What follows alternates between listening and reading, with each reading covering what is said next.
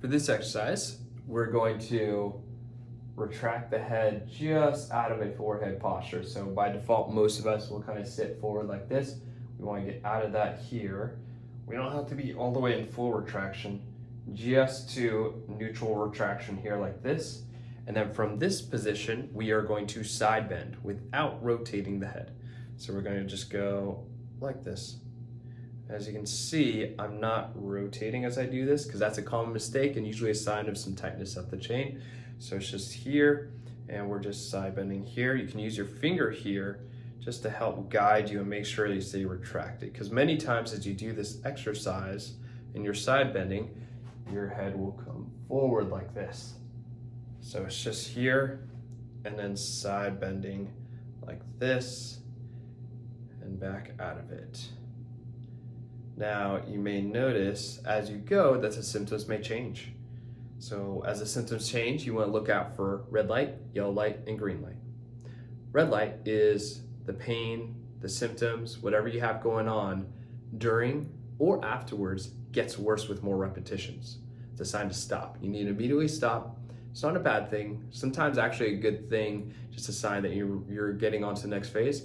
But it does mean that if you keep going, things will get worse and you have to stop. You may need to stop and then maybe try it again later and do it a little bit lighter and still see if it's a red light, because a common mistake is just going too hard, too quick, and then hitting a red light, even if it's the right direction.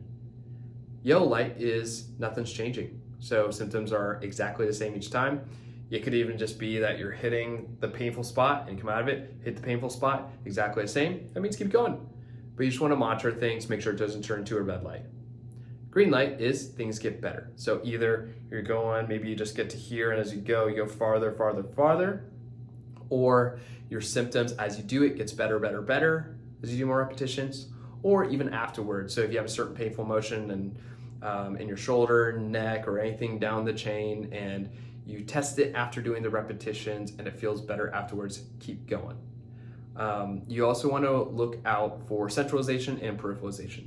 So as you do repetitions, you might have pain anywhere down to the fingertips, arm, shoulder blade, in between the shoulder blades, thoracic spine, upper trap, or in the neck itself.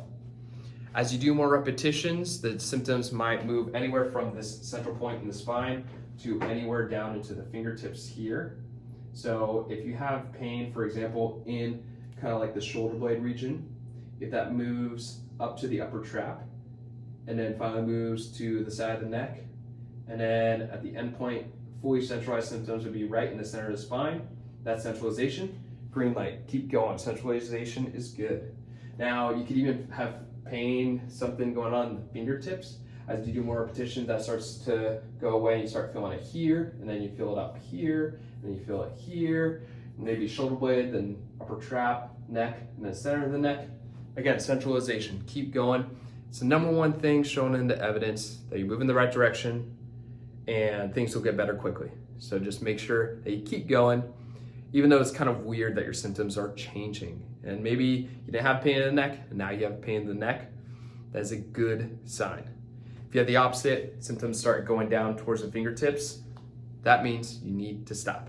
As a red light, and again, not a bad thing, just make sure that you don't push into those red lights.